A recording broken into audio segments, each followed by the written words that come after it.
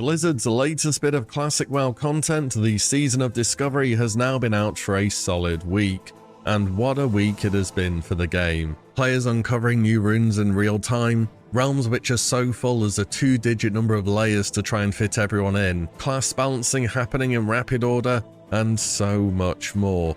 I have to say it's been a pretty amazing start to the season, but now having seen a ton of the content available myself, I've decided to take a step back and consider a few things which would have been good to know about pre-launch. I mean, it's not as if the game had a PTR or anything, so nobody would have had a chance to know about these things. But if you're starting off more recently, haven't had as much time to progress your character, or you just want some useful tips, I may be able to help out there. Of course, and I kind of hope it goes without saying, but I'm going to be talking about how things will work in the season, so spoilers ahead. If you are after a pristine, fresh experience as much as possible, the internet is going to be a pretty risky place to be. So with all that said, let's make a start. First up is considering the new reputation that's been added into the game. It's called the Azeroth Commerce Authority for the Alliance and the Durotar Supply and Logistics for the Horde. At level 6 or above, you'll occasionally receive a waylaid shipment from mobs in the open world,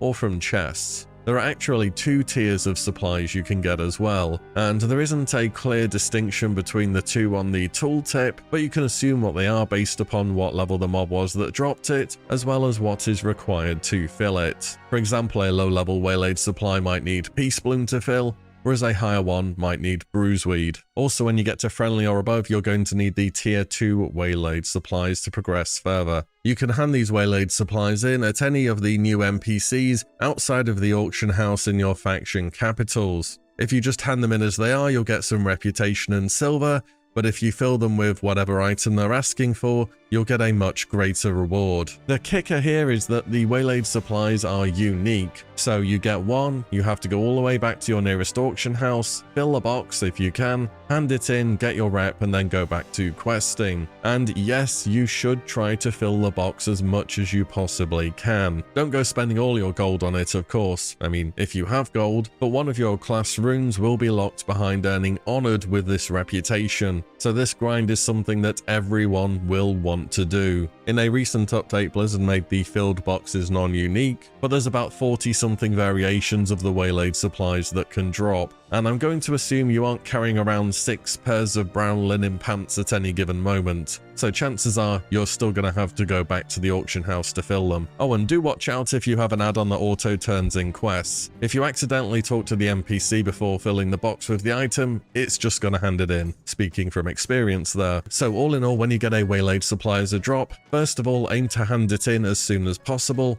and B, make sure you're filling the box with whatever item it needs sooner rather than later.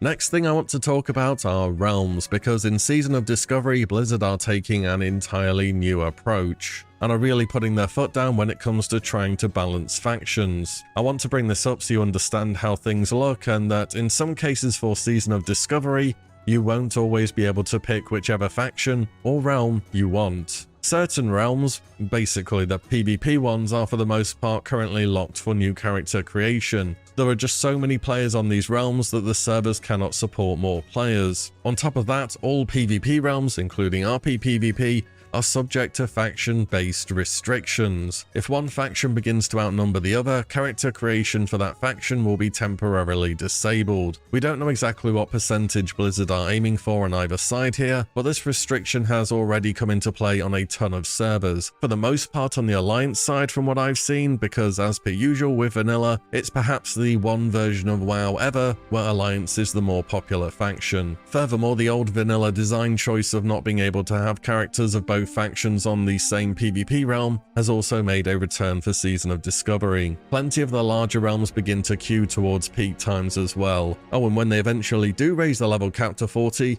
it's going to be like a fresh launch all over again with tons of people coming back. So all these things I've talked about on realms aren't just relevant now, they will be in the future too. Or you can play on a PvE server and not have to deal with any of these really. At the end of the day, it's up to you where you decide to roll, but keep in mind it may be a bit more restrictive than what you are used to. Next, we have professions. So in Season of Discovery, the profession meta has been shaken up quite a bit.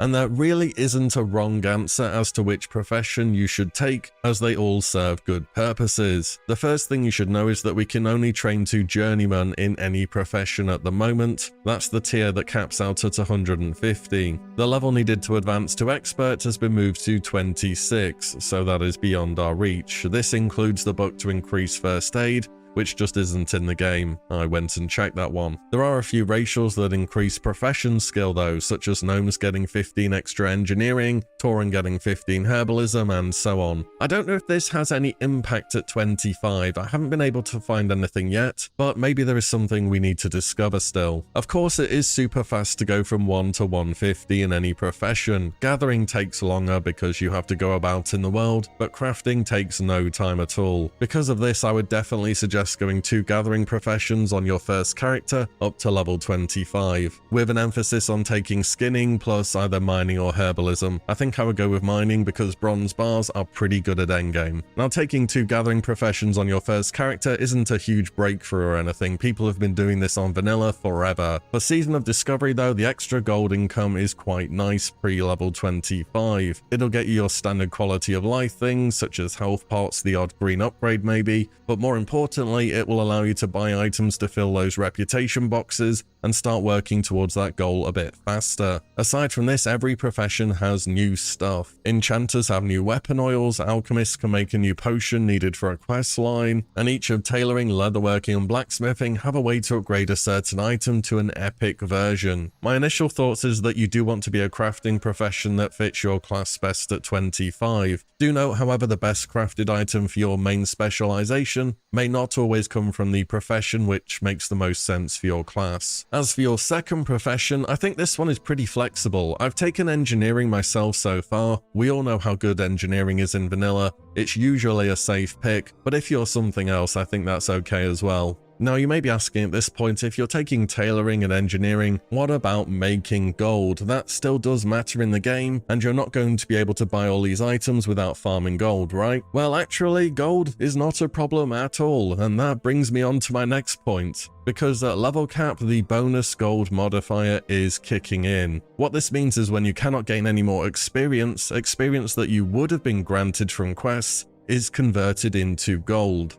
Here's an example. So Culling the Threat is a level 25 non-elite quest. Usually it would reward me with 18 silver and 2000 experience. However, on Season of Discovery, I am level capped at 25, so that 2k XP is converted to copper at a rate of 1 XP to 0.06 copper, meaning the value of the quest reward goes up by 1200 copper, or in other words, what used to be an 18 silver reward is now 1 gold 38 silver, and some of these raid quests or elite dungeon quests give over 2 gold by themselves. So yeah, gold at 25 really ain't a problem. I did end up doing a fair bit of dungeon grinding whilst leveling too, and I just so happened to have the Red Ridge Mountains area untouched when I hit level cap. I did a full clear of that zone and made somewhere around 15 to 18 gold from quest rewards alone. I guess the concern with this is one day they are going to raise the level cap beyond 25, and you could have cleared every single quest on the map, but going back to dungeon grinding is still a pretty good alternative. Yes, it's not the most exciting thing in the game to do, and I certainly wouldn't want to do it on every character, but that day when they eventually raise the level cap is going to be so hype. It's going to be like a fresh server release all over again. And do you want to be crowding around every single mob in Hillsbrad or Duskwood? Or do you want to go and play dungeons for a few hours and get to level 27, 28, 29, and then head on to new questing areas? Oh, and our characters are going to be so powerful by the time the level cap has been raised. We will be able to clear through dungeons in record times. All in all, don't worry about gold too much. You get plenty at 25, and when you're leveling, if you can save some quests and do a bit of extra dungeon grinding, that will help. When they raise the level cap, I think going back to dungeon grinding will be a solid choice over quests that you've already done for gold too. However, speaking of dungeons, let's talk a bit more about them. Because whilst we're used to the concept of a level cap and that's currently set to 25, the actual end game of Season of Discovery starts before level 25. Pretty much every piece of dungeon content around level 20 or so drop tons of items that will last you for a very long time. In many cases, you won't see an upgrade till you're getting into the Black Fathoms Deep raid. The big 3 dungeons where farming for both factions are Wailing Caverns and Dead Mines at around levels 18 to 20, and then at or towards level 25, Shadowfang Keep. As we've already talked about, doing a few extra dungeons will let you stock up on quests to complete a level cap for bonus gold. And if you land yourself a rare item such as Smite's Mighty Hammer, Cruel Barb, Venom Strike, Leggings of the Fang, all of those good things, they're gonna last you well into raiding content. Imagine you're getting your pre-bis from level 20 something dungeons, because that seems very vanilla-like to me. And at this point in time, there will be constantly groups forming to farm gear and level up in dungeons, so definitely make the most of it. Next, I've got a few items which, should you get, you should absolutely be holding on to and selling for what they are worth. As a general rule of thumb, whenever we have a fresh server, if it's a common or above quality item, just send it over to your bank alt. Mailing's cheap and you can sort it out later. But with the changes made in Season of Discovery, some items have gained a much higher value than they typically have. I could probably do a whole video on exactly which items and why, but I just want to keep it pretty short today. Each of these items I'm going to list are either used in endgame level crafting for powerful gear, or are part of a grind that everyone will have to do for a rune. So you want to make sure you're hanging on to fish oil, iridescent pearls, spider silk, lesser moonstone, mossagate, and materials for bronze bars, so tin ore and copper ore and their respective bars. All of these are worth more than usual, ranging from a little bit to a lot more. Prices will of course differ from server to server, but don't let these items go for cheap, and certainly do not vendor them. Finally is something I've been thinking about this season. Where should you put your hearthstone? Of course, when you're leveling, it really depends where you are in the world, but at level cap, being close to Kalimdor for the raid is pretty useful. Worth a mention for Alliance players, there is a new quest available in Oberdeen, which will have you defeat the first boss of the BFD raid. After you do that, you'll get an item which you can turn back in at the quest giver, and he will then open a portal from Oberdeen directly to BFD. So you want to make sure that when you're doing your first raid, you have this quest picked up. I believe the first boss also drops a quest for the Horde, but you just hand it in outside BFD and you don't have a portal because the Horde was smart enough to have more than one flight point in a zone as big as Ashenvale, unlike the Alliance, who are apparently allergic to decent travel routes in this game. I've liked having my Hearth set to Menethor Harbour recently on the Alliance. It's close to the boat to get you over to Oberdeen and then you can portal down to the raid. It's quite central on Eastern Kingdoms, close to Ironforge if you need a capital city, and you can always take the tram or the further flight point down to Stormwind if needs be. You can also get a boat to Theramore from the docks too and go up to Ratchet. You might die once or twice if you go north through the zone, but you are going to need the flight point in Ratchet if you're Alliance. There is a rune rather nearby there, that's all I'll say. For Horde, Orgrimmar seems pretty well situated for everything you might need. It's pretty close to the raid, it's a capital city so you can do trading. There is Zeppelins if you need to go somewhere further away.